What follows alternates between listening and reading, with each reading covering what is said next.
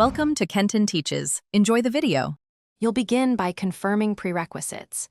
Make sure the printer is powered, connected to the same network or with a USB cable, and your PC has admin rights.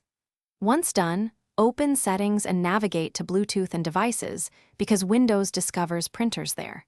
If you're on Wi-Fi, note the SSID and password. For USB, use a direct port, not a hub. These steps remove common blockers and let automatic discovery or manual add proceed without interruption. Now you'll add the printer. Click Add Device and wait as Windows scans.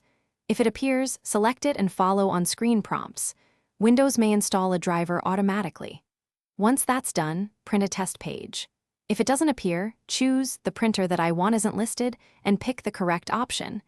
Add via TCP/IP for network printers or browse for shared printers on other PCs. Make sure to point to manufacturer drivers when prompted to ensure full feature support. Finish by setting the printer as default if desired, opening printer properties, and printing a test page to confirm printing and alignment. Make sure advanced settings like duplex or color modes match what you expect.